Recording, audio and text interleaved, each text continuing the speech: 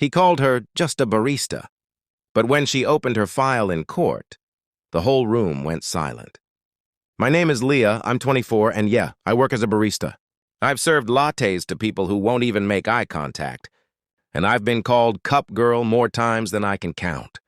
But nothing prepared me for the day I had to face a CEO in court and remind him who I really was. It started a few months ago. I was working the closing shift when a man in a designer suit barged in 5 minutes before closing. He demanded a soy flat white with 4 custom requests and berated me for not being fast enough. I smiled through it like I always do. But when I handed him his drink, he snapped, "You should have stayed in school, or maybe learned a real skill." He tossed a crumpled dollar bill into the tip jar and walked out. I didn't cry. I just clocked out. But I remembered his face. And his name, it was on the black company card he used, Glenn T. Warren, CEO of Warrantech. 2 weeks later, I got a call from my lawyer. See, Glenn didn't know I was the daughter of his late co-founder, the one he pushed out of the company years ago after a shady merger. And he didn't know I was sitting on evidence, old emails, signed docs my dad saved showing Glenn misappropriated funds to force him out. It wasn't just personal. It was illegal. So we filed a civil lawsuit. Fast forward to court. Glenn strutted in like he owned the place. He saw me at the plaintiff table and actually chuckled.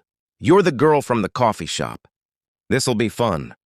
The courtroom went quiet. He leaned toward his lawyer and whispered, loud enough for me to hear, "She's just a barista. We'll be out of here by lunch."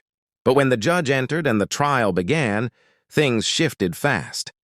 My lawyer presented a signed non-disclosure Glenn violated. Then came emails showing forged meeting notes.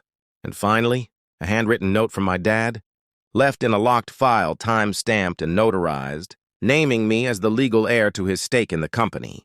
When I took the stand, I said clearly, he didn't just erase my father's work. He humiliated him, and now he thinks I'm not smart enough because I make coffee. Glenn's face turned red. He tried to interrupt. The judge shut him down. By the end of the day, the court ruled Warrantech owed my family $2.7 million in damages and was ordered to reinstate my father. His name is co-founder in all official records. The room was dead silent. Glenn looked like he'd seen a ghost. He couldn't even look me in the eye as he walked out. And that's the part no one ever expects. Sometimes the girl behind the counter is the one holding the whole truth. Sometimes she's the one carrying her father's legacy and justice. If you believe dignity doesn't come from a title, please like, subscribe, and share this story, because even baristas know how to serve justice hot.